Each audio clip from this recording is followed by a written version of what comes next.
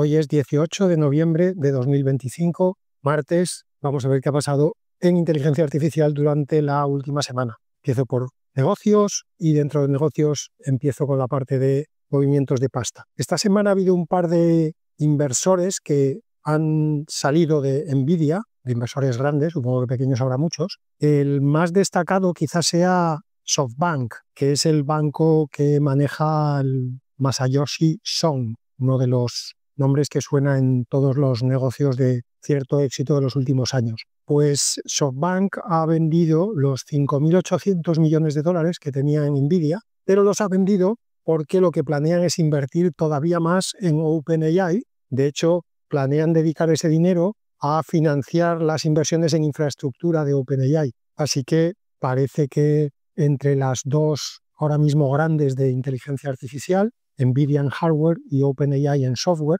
pues SoftBank ha pensado que hay más futuro en el software que en el hardware. En OpenAI ellos planean invertir hasta un total de 30.000 millones de dólares y, como digo, acaban de sacar lo que tenían en Nvidia. Dicho esto, la mayor parte de la inversión, de esa inversión en infraestructura que va a hacer OpenAI, la va a hacer precisamente en Nvidia, porque va a comprarle un montón de chips a Nvidia, así que un poco lo de las gallinas que entran por las que salen. La siguiente de inversiones es que Cursor, la empresa esta que desarrolla LLMs especializados en programación, acaba de levantar otros 2.300 millones de dólares para poner a la compañía una valoración de 29.300 millones de dólares, que es aproximadamente el triple del valor que tenía la compañía en junio. Y esta es, por cierto, no la segunda, sino la tercera vez que la compañía levanta capital este año, levanta todo el que tenía previsto y con aumento nuevamente de la valoración total. Coincidiendo con la presentación de la noticia de la inversión,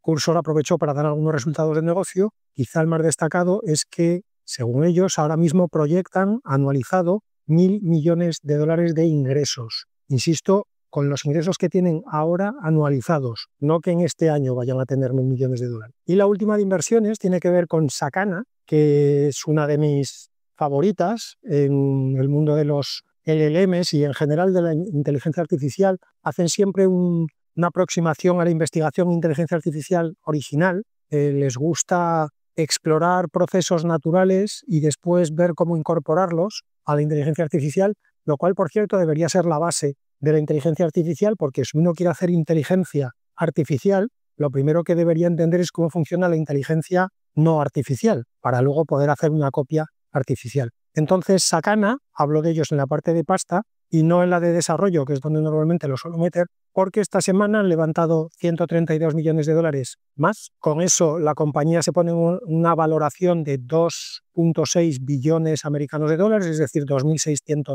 millones de dólares. Y con esto, y por eso la noticia me ha parecido relevante, se convierten en la, llamémosla startup, más con una valoración más alta de Japón. Y por cierto, me ha parecido muy baja la valoración. Primero me ha parecido muy baja en sí misma. Yo creo que Sakana, viendo las valoraciones que tienen las americanas, debería tener más valoración. No me parece que esté tan lejos de las grandes americanas. Pero sobre todo lo que me ha parecido sorprendente es que con esa valoración, con 2.600 millones de dólares, ya sea la empresa privada con mayor valoración, la startup o como le queramos llamar, con más valoración de Japón. No debe estar la economía japonesa para tirar cohetes, supongo. Sigo con negocios, pero ya fuera de inversiones. Jeff Bezos, que como supongo que sabe todo el mundo, desde que dejó de ser CEO de Amazon en 2021, no había tenido ningún cargo ejecutivo. Estaba ahí pues manejando su fortuna, que supongo que le llevará un tiempo, porque contar todos esos billetes te debe llevar unos cuantos días, incluso igual te lleva semanas.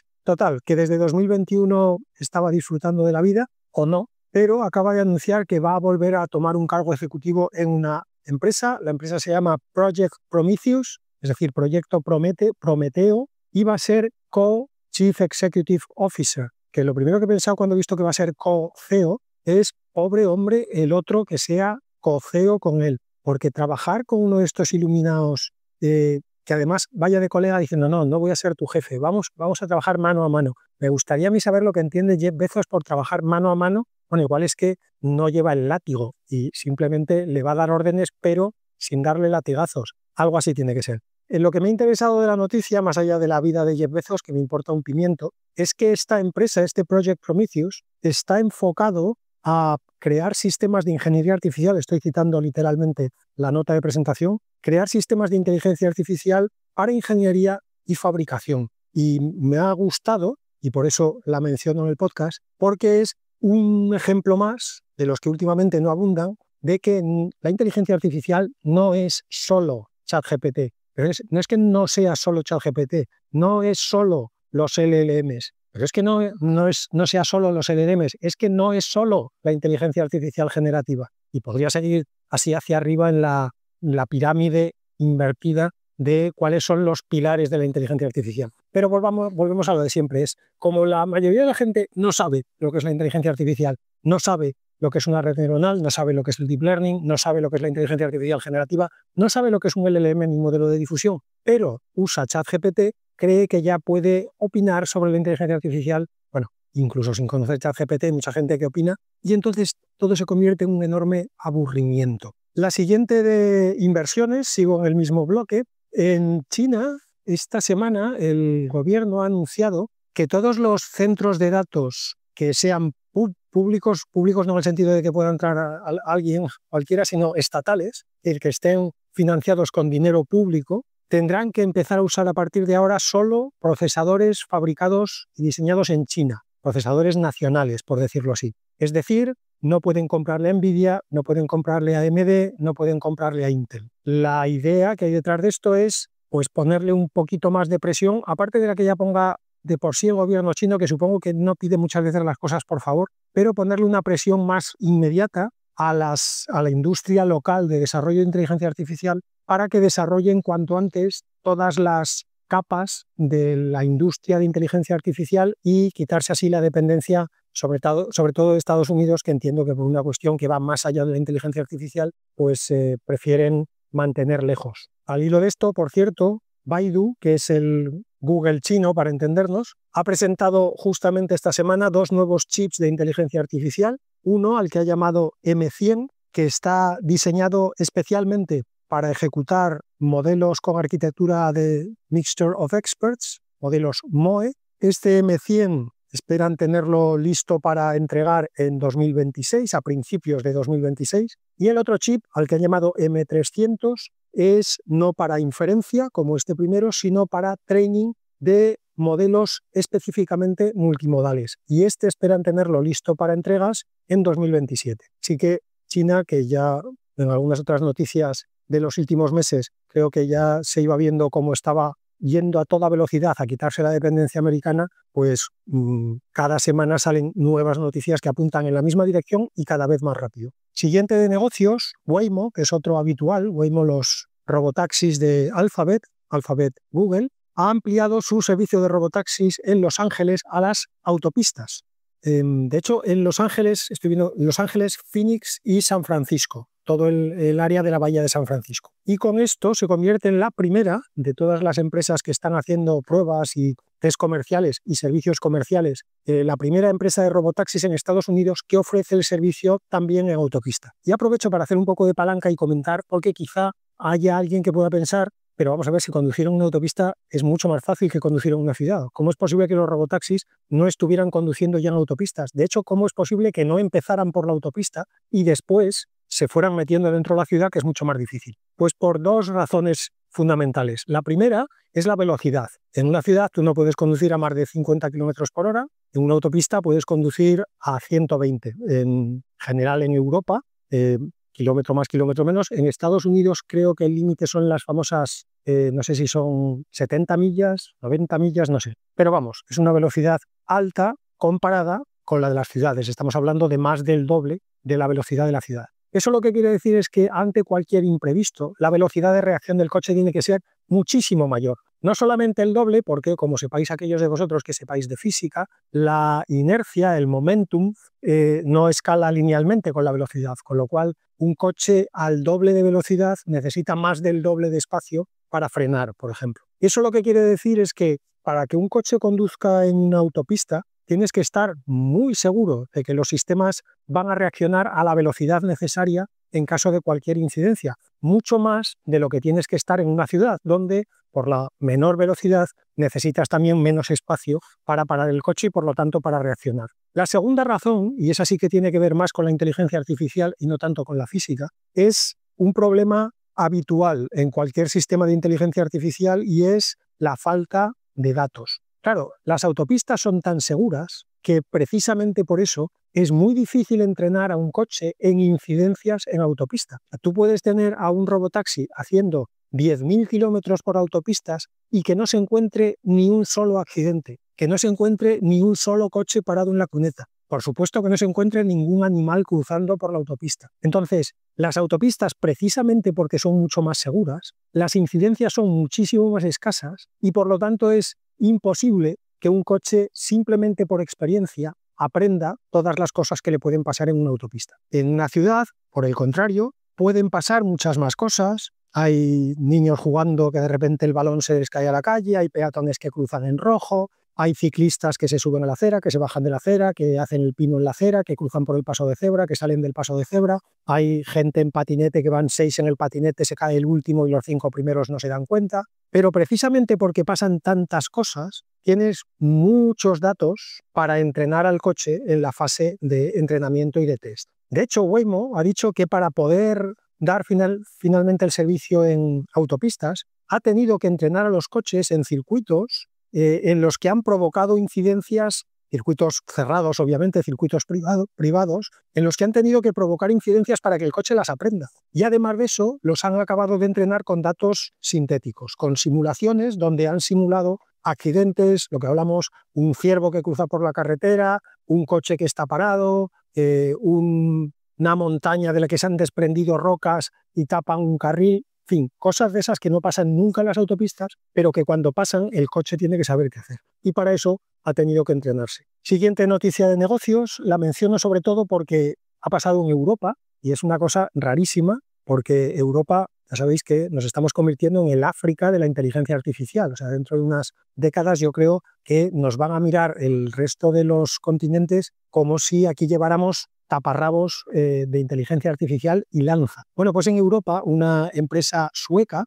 de la que también he hablado alguna vez, son los de Lovable, que se dedican a ofrecer sistemas de inteligencia artificial para programar, pero sobre todo para programar webs. Bueno, pues los de Lovable acaban de dar unos números muy prometedores. Bueno, es que prometedores ya no son una promesa, son una realidad, porque dicen que tienen ya 8 millones de usuarios y la cifra que dan para comparar es que en julio tenían solamente 2,3. O sea, han multiplicado por más de 3 los usuarios en 3 meses. Esos 8 millones de usuarios generan cada día 100.000 productos nuevos y el CEO, que es un tal Anton Osika, ha dicho que actualmente más de la mitad de las empresas que están en el Fortune 500 son clientes de su plataforma, de Lovable. Así que por fin pasa algo en Europa que no es una regulación o una tasa. Siguiente de negocios, la penúltima ya, a ver si me quito esto de encima, que es lo más aburrido, pero hay que saber cosas. A veces las cosas son divertidas y a veces son aburridas. Bain ha publicado una encuesta sobre el uso de la inteligencia artificial, en concreto en el sector de retail.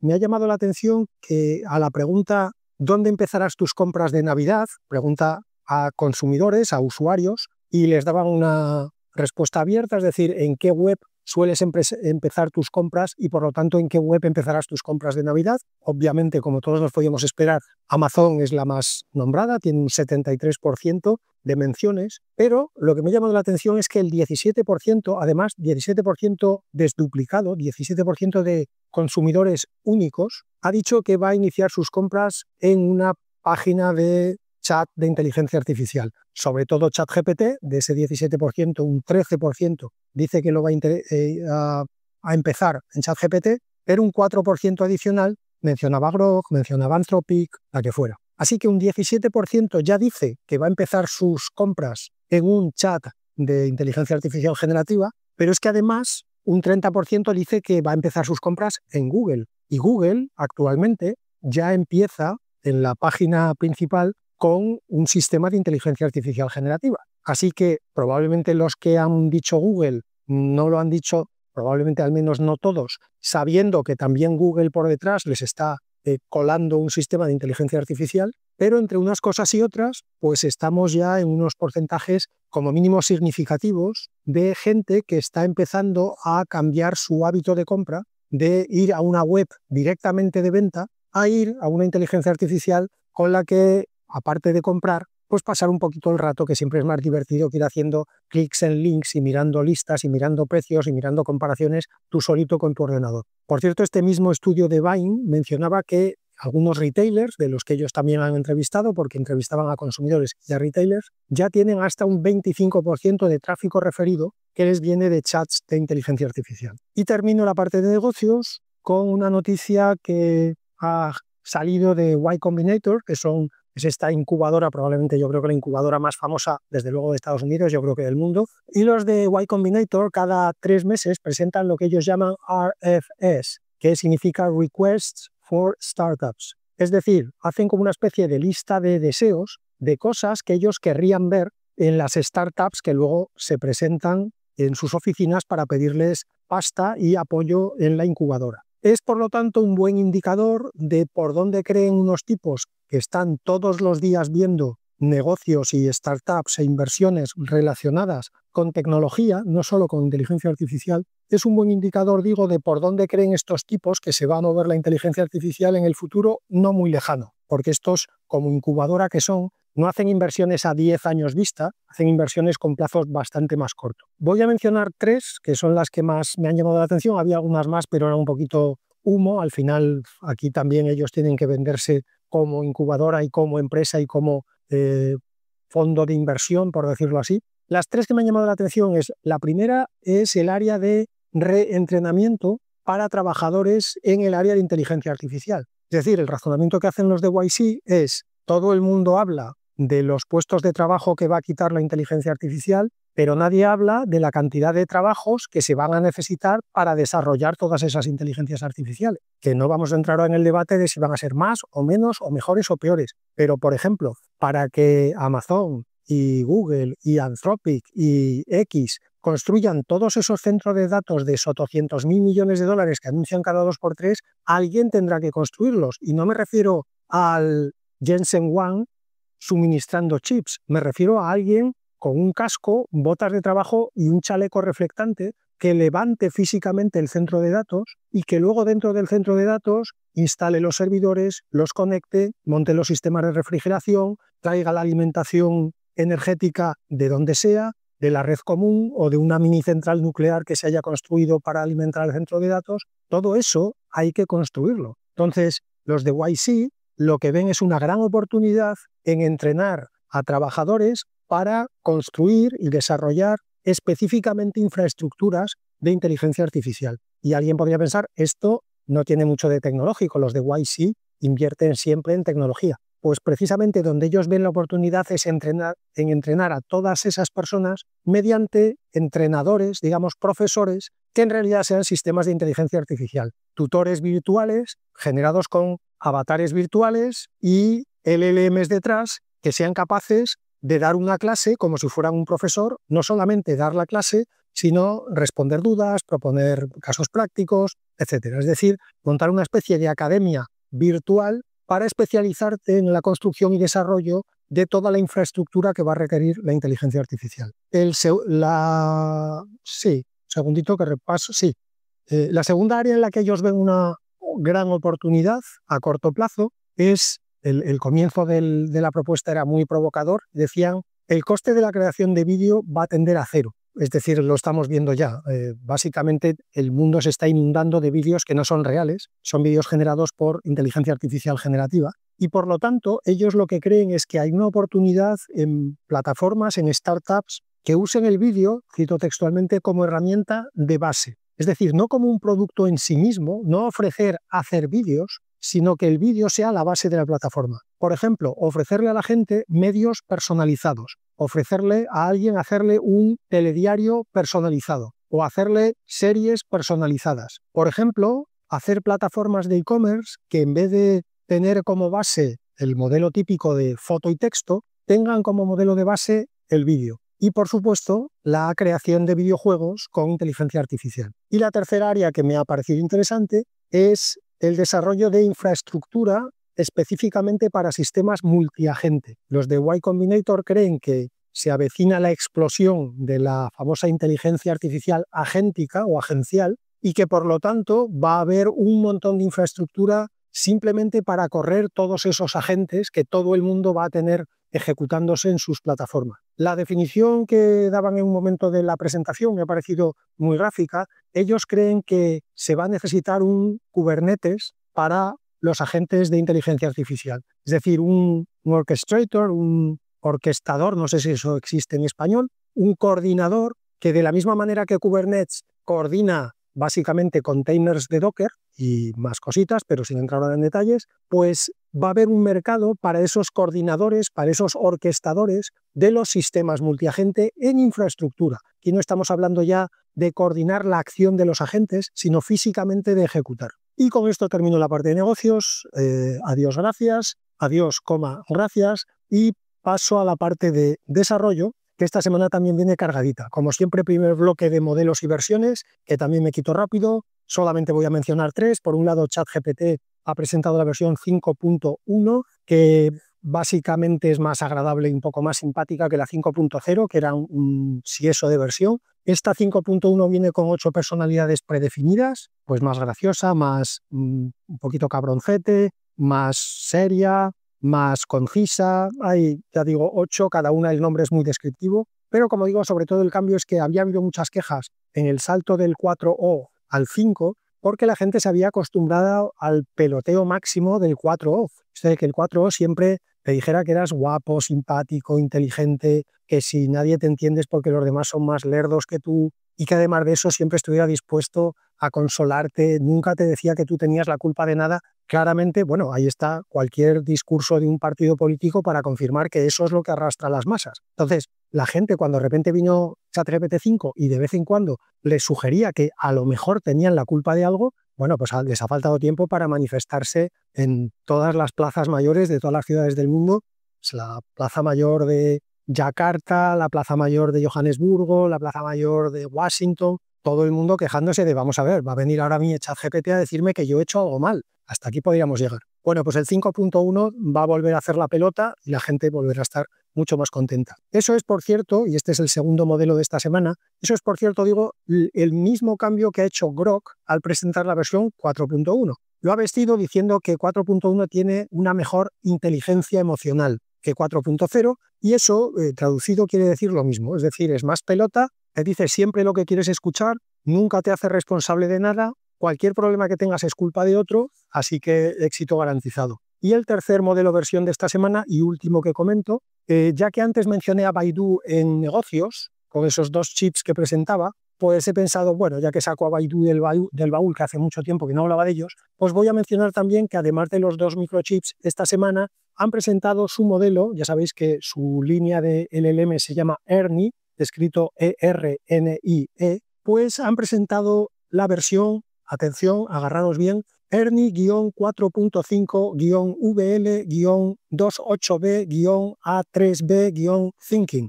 Y alguna vez me he quejado yo aquí de que OpenAI no sabía ponerle nombre a sus modelos. Pues ha venido los de Baidu y han dicho, agárrame el cubata que voy a hacer yo un modelo que te vas a enterar. Bueno, letras y números aparte, es un modelo multimodal, es un modelo con razonamiento y lo que tiene de interés, por eso lo he mencionado aquí, aparte de por recordar a Baidu y que no se nos olvide que también hacen cosas, lo que tiene de interés, digo, es que según ellos, en varios benchmarks, sobre todo en los benchmarks visuales, supera a GPT-5 y a Gemini 2.5 Pro. Eso que ya de por sí tendría mucho mérito, tiene todavía más mérito cuando uno se fija en que el modelo solo tiene 28 billones americanos de parámetros y como es un MOE, solo tiene 3 de los 28 activos en inferencia, con lo cual está consiguiendo un rendimiento de modelos de cientos de miles de billones de parámetros con, en inferencia, solamente 3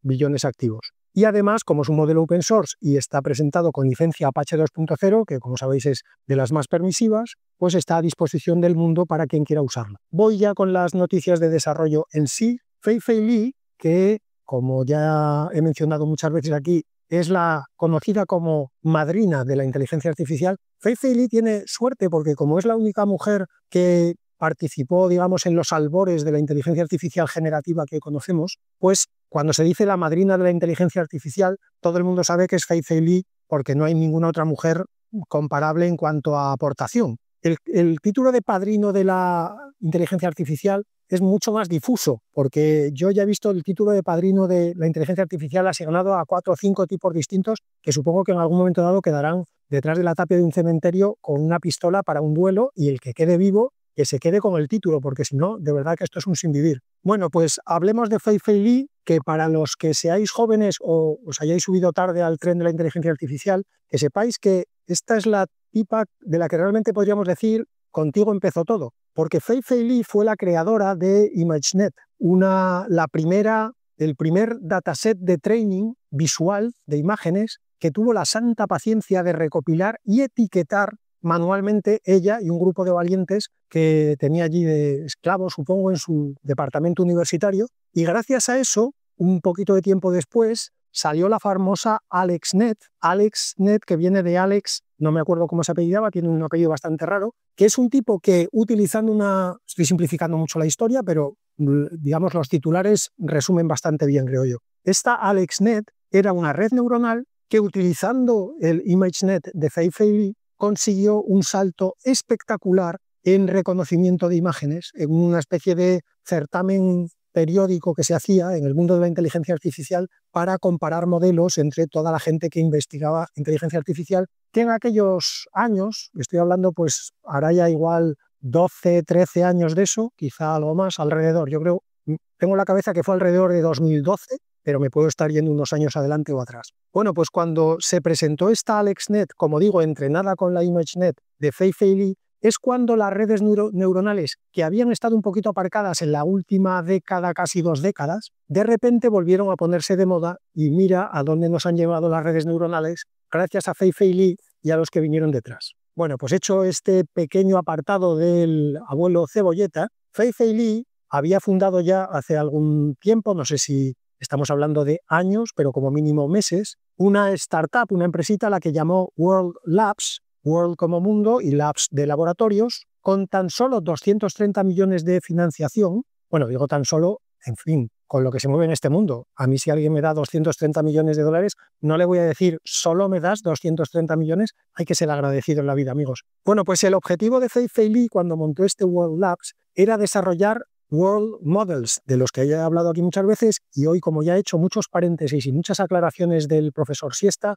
no voy a entrar otra vez en las definiciones. Bueno, pues por fin esta empresa de Fei-Fei Li esta semana ha presentado su primer World Model, al que han llamado Marble. Marble como mármol en inglés, Marble también como canica en inglés, no sé a qué se querrá referir Fei-Fei Li, se lo preguntaré la próxima vez que coincidamos en la cola del Starbucks donde siempre nos encontramos para pedir nuestros macchiatos. Bueno, pues este World Model, como suele ser habitual en cualquier World Model, lo que hace es crear mundos, pero en este caso los crea no solo a partir de prompts de texto, sino también a partir de imágenes y también a partir de vídeos. Y no solo los crea, sino que digamos que este Marble lleva asociado un editor al que han llamado Chisel, más bien Chisel, que Chisel es cincel, lo cual me hace pensar que probablemente Marble sea mármol, ¿no? Porque tiene más sentido que con el cincel moldeas el mármol, con lo cual ya no necesito ver a Fei-Fei Li, le voy a mandar ahora un WhatsApp que mañana no bajo al Starbucks. Pues como digo, este Chisel lo que permite es modificar, combinar, expandir, hacer lo que quieras con el World Model que te genere Marble. Y puedes hacer auténticas virguerías. Por ejemplo, puedes subir distintas imágenes de un sitio. Imagínate que quieres construir un World Model de unas oficinas. Entonces, lo que haces es tomas unas cuantas fotos de la oficina, las subes todas y el modelo, con esas imágenes, te construye un modelo completo de la oficina que refleje exactamente lo mismo que tú le has subido en las fotos. O, por ejemplo, si subes un vídeo, lo que te hace es un famoso digital twin, un gemelo digital de ese vídeo que tú le has subido. Imagínate que tú quieres hacer experimentos con un robot en un hospital. Claro, es un poco peligroso soltar al robot en el hospital así de buenas. Bueno, pues puedes grabar un vídeo del hospital, de los pasillos, de las habitaciones, y después decirle a Marble que te construya un gemelo digital de ese hospital, y con ese gemelo digital ya puedes entrenar al robot con un entorno exactamente igual que el real.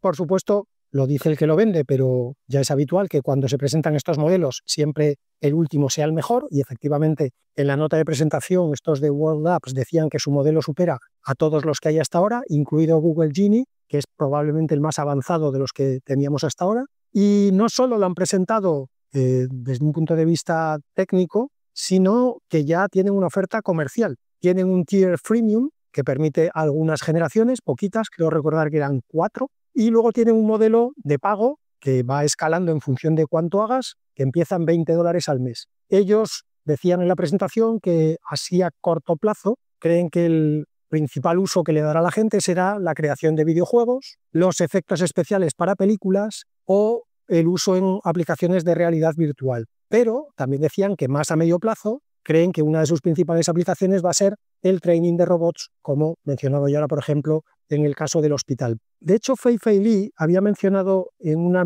charla, entrevista, reflexión esta semana, supongo que al hilo de la presentación del modelo, que ella cree que la próxima generación de inteligencia artificial, el próximo salto en inteligencia artificial, vendrá de que construyamos inteligencias artificiales que tengan inteligencia espacial, es decir, que sean, como ya he comentado muchas veces por aquí, que sean capaces de entender el mundo físico y construirse un modelo del mundo físico que les permita interactuar con él como hacemos los humanos. Esto, por cierto, también lo ha vuelto a repetir una vez más Yann LeCun esta semana. Lo menciono muy de pasada, pero hay rumores de que Yann LeCun va a dejar Meta. Hay quien dice que ya tiene un pie fuera y que Zuckerberg parece que no le va a poner ningún problema, incluso igual lo empuja un poco para que saque el otro pie. Pero Yann LeCun también esta semana ha vuelto a repetir su teoría de que los LLMs están muy bien para lo que están, pero que no llegaremos a la inteligencia artificial general, sea eso lo que sea, con inteligencia artificial generativa como la que conocemos hoy, basada en LLMs, Transformers y todo el circo. Siguiente noticia de desarrollo, que es un poco el reverso de la moneda de los World Models que quiere construir Fei-Fei Li, porque esta semana Google DeepMind ha presentado Sima 2. Sima, escrito como suena, son unas siglas SIMA2, que es un agente de inteligencia artificial que por debajo lleva a Gemini, que lo que puede hacer es entender instrucciones, razonarlas y ejecutarlas en entornos virtuales, es decir, en modelos de mundo. Dicho muy rápido y muy a lo bestia, tú podrías construir un World Model con el Marvel de Fei-Fei Li y después con Sima 2 podrías poner a un ente, a un agente, a un personaje en ese mundo que podría conseguir objetivos en ese mundo a partir de instrucciones. No digo como el típico muñeco de los videojuegos que tú lo vas moviendo, no. Un agente de mundos virtuales, lo que quiere decir es que tú le podrías decir, coge aquella caja roja que está encima de la mesa junto al perchero, y el modelo no solamente entiende qué es lo que tiene que coger, qué es esa caja roja que está encima de la mesa que está el perchero, sino que además es capaz de moverse por el mundo respetando las leyes de la física. Si tiene que subir a un sitio sube, si tiene que bajar baja, si tiene que saltar salta, hace todo eso sin que tú le tengas que dar instrucciones ni controlarlo. Este agente, este Sima 2, fue capaz de completar, dependiendo del modelo de mundo en el que se le ponía, entre el 45 y el 75% de las tareas en mundos que nunca había visto, es decir, en el famoso Zero Shot. No se le había entrenado en esos mundos, sino que fueron mundos nuevos. Mundos nuevos que generaba, en este caso, obviamente como estamos hablando de Google, pues los mundos estaban generados por Genie 3. La anterior versión de Sima, porque como habrá notado el más avezado de los escuchantes, he dicho que este era el Sima 2, con lo cual eso quiere decir que había un Sima 1. Bueno, pues el Sima 1 solamente había llegado, en el mejor de los casos, a completar el 30% de las tareas. El Sima 2, repito, entre el 45 y el 75% dependiendo de la complejidad del mundo. Pero es que además, Sima 2 lleva incorporado un método de Reinforcement Learning que le permite aprender de sus errores mediante ensayo y error, como también hacemos tantas veces los humanos hasta que llegamos a la solución correcta. Siguiente de desarrollo es un paper de la Universidad de Tsinghua, que también he mencionado aquí ya muchas veces. Yo creo que de Tsinghua, yo por lo menos hace un año ni había oído hablar, y en los últimos 6 meses ya es rara la semana en la que no menciono algún paper suyo. En este caso es un paper que han hecho conjuntamente con una universidad de Shanghái, y lo que han querido analizar en ese paper es si el Reinforcement Learning with verifiable rewards, es decir, la versión de Reinforcement Learning que lo que hace es le pone tareas o preguntas al LLM que tienen una respuesta verificable. Por ejemplo, cualquier pregunta matemática tiene una respuesta verificable. 2 más 2 tiene una respuesta verificable que es 4. Sin embargo, ¿quién es el padrino de la inteligencia artificial? No tiene una respuesta verificable porque habrá algunos que pensarán que Richard Sutton, otros pensarán que Yann LeCun, otro pensará que quien sea. Pues lo que han analizado en el paper, digo, es si el RLVR, por abreviar, realmente genera razonamiento nuevo, porque ya sabemos que el Reinforcement Learning lo estamos usando yo y mis amiguetes de, no sé, Sam Altman, Elon Musk, en fin, toda Michoco, digamos, ¿no? Si estuviéramos en Bilbao, pues serían los de Michoco. Pues todos estos, el Reinforcement Learning lo están utilizando ahora como generador de razonamiento. Una vez que el modelo está entrenado, el Reinforcement Learning se utiliza en post-training para producir razonamiento. La pregunta justamente es, ¿el RLVR realmente genera razonamiento nuevo, por decirlo así, en un LLM, o simplemente descubre razonamiento que ya existía en el training, pero, por decirlo así, simplemente le organiza un poco las ideas al LLM, pero esas ideas ya estaban allí dentro? Bueno, pues la respuesta es lo segundo. El Reinforcement Learning with Verifiable Rewards no genera razonamiento, no hace que genere razonamiento nuevo el LLM, sino que lo que hace es estructurar o ordenar el razonamiento latente, por decirlo así, que ya existía en el LLM después del pre-training. Esto, que está bien que lo hayamos comprobado experimentalmente, pero por otro lado es una cosa que yo creo que es bastante intuitiva, porque la mayoría de los métodos que se usan en RLVR, como por ejemplo el GRPO, el Group Relative Policy Optimization, que es la famosa técnica que utilizó DeepSeek cuando hace un año puso todo patas arriba, pues puso todo patas arriba, entre otras cosas, hubo como 2 o 3 innovaciones gordas, pero una de ellas fue el GRPO, y el GRPO es una manera de RLVR. Bueno, pues lo que hacen todos los métodos de RLVR normalmente es producir muchas respuestas y enseñarle al modelo a que concentre las probabilidades en la mejor respuesta de todas las generadas. Pero básicamente lo que le está haciendo al LLM es enseñarle a elegir la mejor respuesta, pero no a producir respuestas nuevas. Luego, todas las respuestas que produzca el LLM ya estaban implícitas en el pre-training. Haciendo un apunte filosófico patrocinado por Hacendado, no está patrocinado por Hacendado, por favor, que no me ponga una demanda Roche, que no estoy ahora para pagar demandas millonarias. Pero la reflexión filosófica sería que esto es un poco lo que defendía en su día Sócrates, ¿no? Que todos tenemos el conocimiento dentro y lo único que necesitamos es que nos hagan las preguntas correctas para que ese conocimiento lo saquemos a la luz. En el caso de algunas personas está muy enterrado, con lo cual las preguntas tienen que ser especialmente agudas, pero por muy enterrado que esté, según Sócrates, gente que lo tiene enterrado debajo de una capa y hay gente que lo tiene enterrado debajo de 214 capas, pero el razonamiento, la inteligencia, el conocimiento, decía Sócrates que ya estaba dentro de todos nosotros. Pues este es un poco el equivalente en inteligencia artificial, lo que han venido a comprobar los de Tsinghua y Shanghái. Siguiente paper tiene que ver con una startup que se llama Pleias, escrito Pleias, que ha hecho un ejercicio muy interesante. Lo que ha hecho es entrenar a un modelo pequeño, digamos, con un dataset que han construido ellos mismos, al que han llamado Synth con Y, SYNTH, y que lo han construido a partir de 50.000 artículos que ellos llaman clave de la Wikipedia, digamos, 50.000 artículos con el contenido imprescindible que todo humano o inteligencia que quiera compararse a una humana debería saber de la Wikipedia. Y han reformulado el conocimiento contenido en esos 50.000 artículos, lo han reformulado como preguntas-respuestas y como trayectorias de razonamiento, es decir, de cómo ir de lo más simple a lo más complejo en esos artículos. Los artículos incluyen un montón de disciplinas, matemáticas, de escritura creativa, historia, filosofía, ciencias de todo tipo, con lo cual es, como digo, una buena muestra del conocimiento humano en las áreas más fundamentales. Pues bien, la pregunta que se hacían estos tipos de playas es, si queremos que un modelo razone, como mencionaba yo antes, si una vez que tenemos un modelo entrenado queremos que emerja el razonamiento,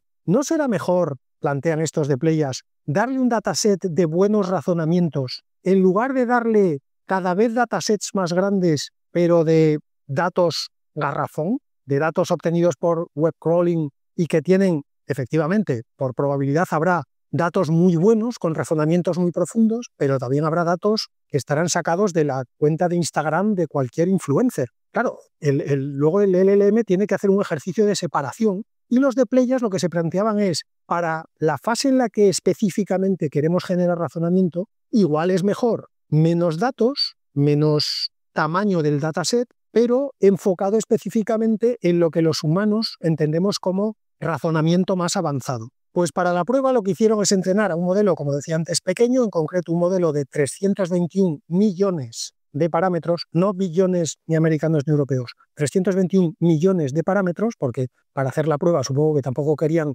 dejarse el presupuesto de 5 años entrenando un modelo grande, y lo entrenaron solamente con 200 billones, esto sí que son con B, de tokens. ¿Y qué resultado obtuvieron? Bueno, pues obtuvieron como resultado que ese modelo superó en el MMLU, que es el Massive Multitask Language Understanding, es uno de los benchmarks más comunes para medir justamente la capacidad de razonamiento de los modelos. Es una especie de examen tipo test con varias respuestas posibles. Bueno, pues como digo, este modelo superó en el MMLU a todos los modelos de tamaño parecido al suyo, del orden de cientos de millones de parámetros, pero que habían sido entrenados incluso con 100 veces más tokens de los que se habían empleado para entrenar este modelo de prueba. Hicieron también otro experimento con un modelo de solo 50 millones de parámetros, entrenado con ese SINF, con ese dataset selecto, y el resultado en el MMLU es que este modelo de 50 billones de parámetros obtenía resultados comparables a modelos 7 veces más grandes en parámetros y entrenados con hasta 30 veces más tokens. Así que, como siempre, un estudio no demuestra nada en contra de lo que nos quieren hacer creer los periodistas y los médicos, pero este es un primer estudio que apunta en la dirección de que efectivamente el razonamiento no viene tanto de engordar datos por engordar, sino, algo que por otro lado también es una lección más que aprendida en inteligencia artificial, darle datos relevantes para la tarea que quieres conseguir. El famoso garbage in, garbage out, si metes basura, sacas basura, ese adagio popular que debe estar cincelado en todos los laboratorios de inteligencia artificial del mundo desde los años 40, pues una vez más se vuelve a cumplir. Y termino las noticias de desarrollo con un paper de la Universidad de Zúrich, Singapur y Melbourne, que presenta un método para poder evaluar si un LLM que utiliza razonamiento con el sistema del Chain of Thought va en la dirección correcta, evaluando cada paso que da en esa Chain of Thought, analizando cada eslabón de la cadena. De manera que puedas parar el razonamiento pronto y por lo tanto no gastar recursos innecesariamente si alguno de esos pasos apunta a que el resultado final no va en la dirección correcta. Hasta ahora lo que se hacía para esto, porque la idea general en sí ya estaba pensada, es decir, todo el mundo había pensado sería bueno parar al LLM antes de que complete el razonamiento si vemos que el razonamiento no va en buena dirección. Hasta ahora lo que se hacía para eso era utilizar otro LLM, normalmente más pequeño. A estos LLMs que tenían esa tarea de evaluar los Chain of Thoughts se les llamaba PRMs, Process Reward Models, modelos de recompensa de proceso, pero cuando digo que son pequeños con respecto al tamaño del principal, aún así son modelos muy grandes. Claro, frente a ChatGPT-5 cualquier cosa es pequeña, pero igual estás empleando un modelo de 30 billones de parámetros o de 70 billones de parámetros para que te evalúe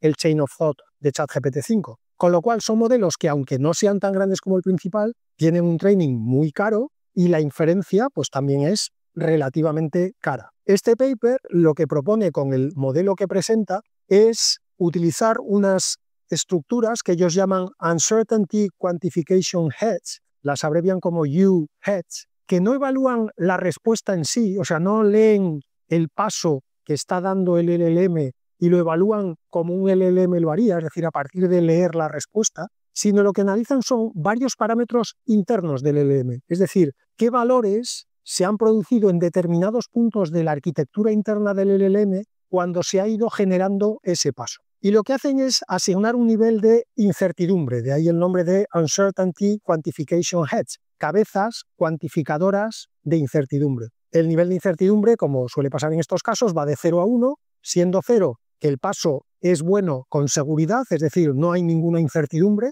y siendo 1 el paso es una porquería con seguridad, es decir, la incertidumbre es máxima. Y como digo, lo que hace es analizar valores concretos de la arquitectura interna del LLM. Para entrenarlo, lo que se hace es, con el modelo principal ya entrenado, con los parámetros ya congelados, se le presentan a estas U-Heads algunas de las chain of thoughts que ha realizado el modelo principal y se le permite que acceda a determinados parámetros para que las U-Heads aprendan cuáles son los parámetros que correlacionan bien con los pasos buenos y cuáles son las que correlacionan con los pasos malos. Y a partir de ahí, las U-Heads aprenden a dar ese grado de incertidumbre que lo podemos ver por opuesta como un grado de confianza en cómo de buena es la respuesta. Como digo, la idea ya estaba pensada. Lo bueno es que estas U-Heads tienen en total menos de 10 millones de parámetros, no billones, nuevamente 10 millones de parámetros, con lo cual los recursos necesarios tanto para entrenarlas como para ejecutarlas después durante la inferencia es órdenes de magnitud menor que emplear un LLM, por pequeño que sea el LLM, y los resultados del paper lo que muestran es que la eficiencia es comparable a la que se obtiene con un LLM completo analizando cada paso a partir del texto. Y termino como siempre con las pildoritas, una rápida para los más frikis.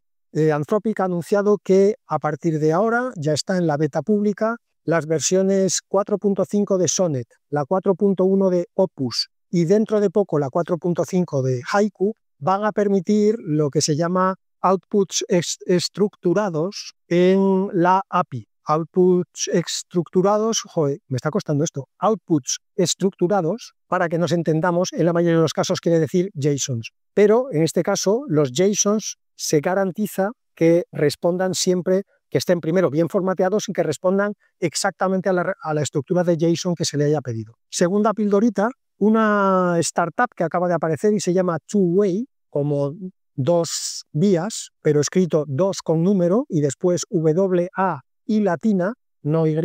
Es una startup, como digo, que acaba de salir, un poquito uncanny valley, un poquito inquietante, porque para los que hayáis visto un capítulo de estos míticos de Black Mirror, hace justamente lo que en aquel capítulo se imaginaba. Te crea un avatar interactivo de una persona fallecida, se enfoca sobre todo a algún familiar fallecido tuyo, pues un abuelo al que querías mucho, en fin, padres, hermanos, lo que tú quieras. Te crea un avatar interactivo a partir de simplemente unos minutos de vídeo que tengas grabado de esa persona y a partir de ahí ese avatar interactivo lo tienes a tu disposición para hablar con tu abuelo de lo que se te ofrezca cada día y tu abuelo, que no lo vas a dejar descansar en paz ni siquiera ahora que ya está en el valle de Josafat, va a tener que aguantar tus penas, que ya las aguantó bastante cuando estaba vivo. Bueno, pues ahora le vas a dar la matraca al avatar virtual. Ni que decir tiene que esto ha generado todo tipo de, nuevamente, manifestaciones en la Plaza Mayor de Estocolmo, en la Plaza Mayor de Addis Abeba,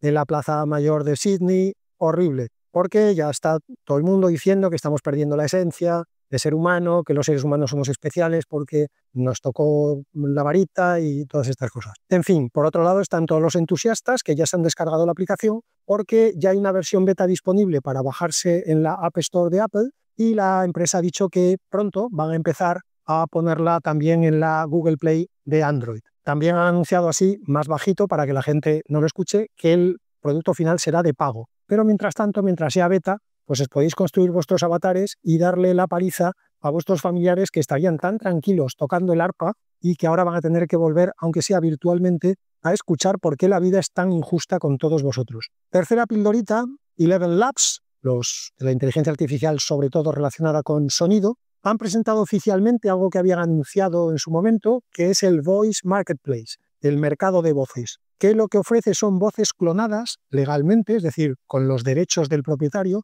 de personas famosas, tanto vivas, pongamos el caso de Michael Caine, el actor, o Matthew McConaughey, también actor, o Liza Minnelli, o Art Garfunkel, el de Simon Garfunkel, y también de personas muertas a las que los herederos han permitido el acceso. El caso más representativo es Alan Turing, pero que, por favor, todos os hayáis puesto en pie cuando hayáis oído el nombre de Alan Turing, que junto con Claude Shannon uno siempre tiene que escuchar estos nombres de pie, pero también cosas más ligeritas como Mark Twain. Bueno, pues ahora en ese Voice Marketplace cualquiera puede contratar la voz de Matthew McConaughey o la voz de Alan Turing Ya me estoy arrepintiendo ahora mismo de haber puesto a estos dos en la misma frase, pero es lo que hay. No voy a andar ahora editando el podcast, que no lo hago y soy muy mayor para empezar. Y contratar esa voz, como digo, para que anuncie, pues, no sé, Pipas Facundo, por ejemplo. Espero, por favor, ahora que lo he dicho, que al de Pipas Facundo ni se le ocurra usar la voz de Alan Turing para esto. Porque entonces sí que voy yo a manifestarme a la Plaza Mayor de Uzbekistán. En el caso de que Uzbekistán tenga una plaza mayor, incluso en el caso de que Uzbekistán realmente exista, porque todos esos países, todos sabemos que la mitad son inventados. Aprovechando el sello, comento también que Eleven Labs ha presentado esta semana la versión 2 de Scribe, que es su modelo de speech to text, de voz a texto o de discurso a texto, bueno, como queréis traducir speech, que en este caso, con esta versión 2, ya es capaz de traducir en tiempo real de voz a texto con un delay, con un retraso de solamente 150 milisegundos. Así que el sueño este de poder hablar con alguien hablando idiomas distintos y que la traducción sea inmediata, es decir, que tal como él está hablando, tú estés escuchando casi palabra por palabra lo que él diga, pues el sueño está cada vez más cerca. El modelito además es capaz de trabajar con 90 lenguajes diferentes y en los 30 más comunes, tanto europeos como asiáticos, tiene un nivel de precisión del 93,5%. Siguiente pildorita, un estudio de Ipsos para Deezer. Deezer, la plataforma esta tipo Spotify, para entendernos, es un estudio / experimento en el que pusieron a 9.000 personas a escuchar 3 canciones. O sea, a cada persona le daban 3 canciones. 2 de esas canciones estaban generadas por inteligencia artificial y una estaba generada por humano. Bueno, pues el 97% de los 9.000 no supieron distinguir cuál era la humana. Esto le ha servido al CEO de Deezer para hacer palanca y comunicarnos que en enero de este año, en su plataforma en Deezer, solamente una de cada 10 canciones escuchadas por los usuarios estaba creada por inteligencia artificial. Repito, una de cada 10 en enero, a día de hoy es una de cada 3. Así que ya veis por dónde vamos. Penúltima pildorita.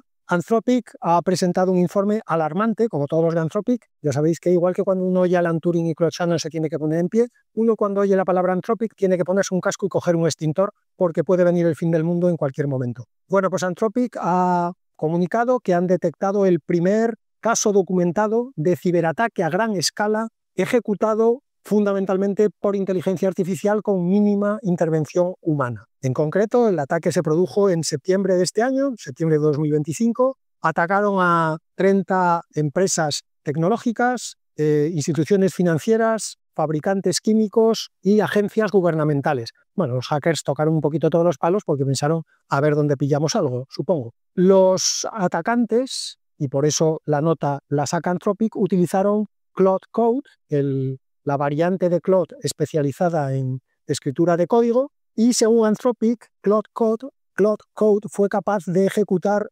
alrededor del 90% de todas las operaciones necesarias para hacer el ataque. Acciones en todas las fases, digamos, del ataque, desde el reconocimiento inicial, escribir el código para hacer el exploit, recopilar credenciales, extraer los datos, en fin. Y, por supuesto, a la velocidad a la que funciona la inteligencia artificial, con lo cual era capaz de, por ejemplo, la extracción de datos y la recopilación de credenciales, pues se ejecutaba con miles de requests por segundo en cada una de las instancias de Claude que se estaban ejecutando, que además eran muchas. Así que una nueva primera vez para la humanidad, según Anthropic, la primera vez que un ciberataque se ejecuta principalmente con inteligencia artificial con solo un 10% de participación humana. Y para terminar, las pildoritas y el episodio, un nuevo recordatorio en el episodio y en general en la vida de que no toda la inteligencia artificial es inteligencia artificial generativa. Un grupo de investigadores de la Universidad de Sydney ha sido capaz de arreglar un error que estaba teniendo el telescopio espacial James Webb, que hacía que algunas partes de las imágenes estuvieran un poco borrosas. Bueno, pues lo que han hecho, como obviamente subir al telescopio a repararlo es un poco caro, aunque dentro de poco Globo igual lo pone también dentro de su catálogo de servicios y te manda un tío en bicicleta. Eso sí, te lo mandará o en agosto a 40 grados o en diciembre lloviendo, que es el momento que todos preferís para llamar a los pobres Glovers. Bueno, pues a día de hoy todavía sigue siendo un poco más caro, con lo cual lo que han hecho en la Universidad de Sydney es crear una red neuronal a la que han llamado Amigo como siglas porque significan Aperture Masking Interferometry Generative Observations, que a base de entrenarla con imágenes buenas del James Webb, fue capaz de detectar cuando había alguna zona mala en las nuevas imágenes y repararla haciendo, como todas las redes neuronales hacen, regresiones no lineales, en este caso, de los datos que la habían alimentado durante el training. Así que no solamente nos hemos ahorrado como especie un montón de dinero en no tener que ir allí con un señor y una llave inglesa al James Webb, sino que además, como decía antes, esta pildorita me sirve para volver a recordar una vez más que no toda la inteligencia artificial, ni mucho menos, es inteligencia artificial generativa, y que mejor nos iría a todos, tanto a los que creen que va a llegar el fin del mundo con la inteligencia artificial, como los que creen que es un loro estocástico, como los que creen que ni para ti ni para mí, mejor nos iría a todos si todo el mundo supiera un poquito más cómo funciona la inteligencia artificial. No ChatGPT, la inteligencia artificial. Eso ha sido todo por hoy. Hasta el martes que viene.